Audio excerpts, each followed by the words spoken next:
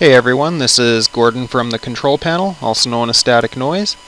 I just want to talk to you today a little bit about Watchdogs. I'd have some gameplay footage in the background, but it turns out that it crashes the desktop every time you have a program such as DxTory or Fraps open in the background, so no Watchdogs footage as of right now. But the game has been relatively fun. I had quite a few issues with artifacting when I first started it up, and quick Google search helped me figure out how to get rid of that.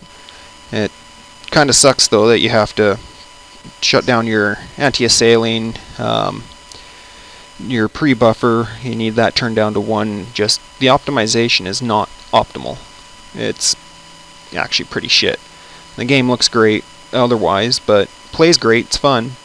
But I just think we're seeing a trend here with games and their optimization not being up to snuff right off the bat. I am using an AMD video card.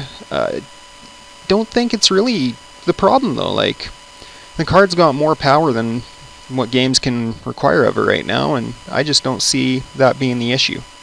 I don't know if maybe companies are just boards are trying to tell them to get this game out now, and it's just, it doesn't seem like they want us to enjoy, or that's not saying it right. They just don't seem to want to put out a quality product. They want to put out a product to buy a date so that they can make their money.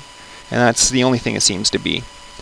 And it's not just not the way we need the industry to be going. If you take a look at Battlefield, same thing. Terrible, terrible game on release. Watch Dogs is definitely much better than Battlefield was upon release, which is good because at least it's playable. But once again, it's buggy. It needs patches immediately. There's a lot wrong with it that just could have been prevented before it was released by spending a couple of extra days, weeks, whatever, I don't know if NVIDIA's GameWorks is to blame, as AMD was claiming, because NVIDIA cards still seem to be having problems too. There are articles from when Watch Dogs was first announced stating that they would not be porting the game to PC. It was built for PC, but it seems to be a port for PC because you're seeing major issues with the game upon release that you're not seeing on console.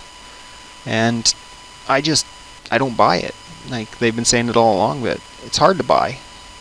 And what do we do as a consumer when the industry starts acting like this? I mean, they don't see us as people who want to play a game and want to enjoy a game. They see us as their cash flow. That is it. They want games out, they want them out now. They don't care if the experience for us is good or not. And you got the other end of the spectrum though, where you look at Steam's early access. Steam had to go out this week and say that there's a chance that early access games will not be finished ever. And you're just paying for a game that might never be finished, and are you okay with that? You have to be okay with that. And I've played some of these early access games. I've played Rust, I've played Nether, I've played DayZ, and DayZ was fun. I liked it better when it was just the add-on to Arma 2. I think that was much more worth it. Yeah, it was free, and that's what it should have been. I don't think making it a standalone was really a worthwhile endeavor. I think they just tried to make some money off of it. Really, I don't see it becoming more than what it is ever. Rust, I didn't enjoy Rust. I mean, you start out with a naked man as a rock, and okay, you start out as a naked man with a rock, and then you have some fully clothed dude walk out of his house and blast your face off 9 times out of 10. Lots of fun there. Or if you do come across someone, they seem to bash your face in, take your shit, and run away. And I'm pretty sure it's just an endless cycle with that.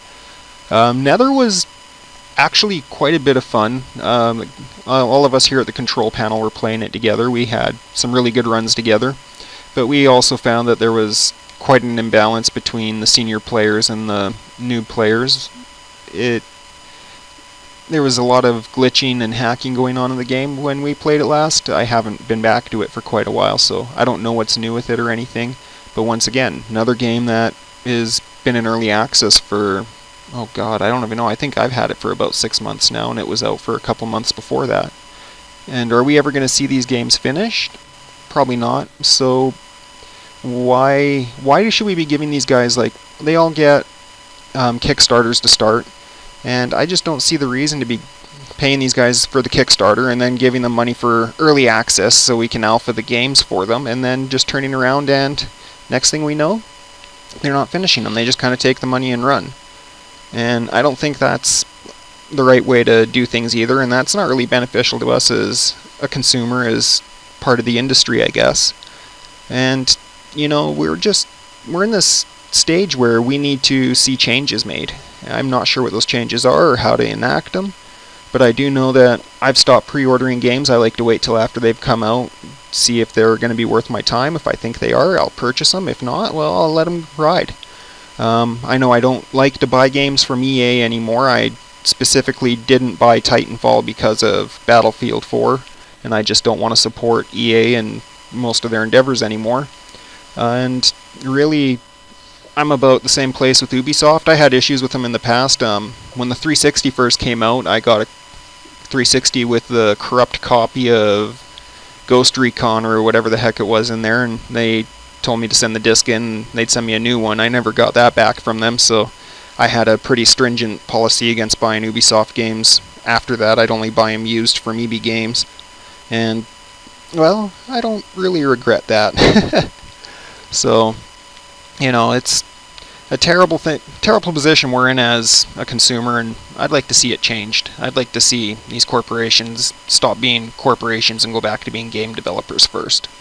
So, anyways, you guys have a wonderful day, and remember to like and subscribe, and comment if you have input or if you think you have an idea on how to solve these issues.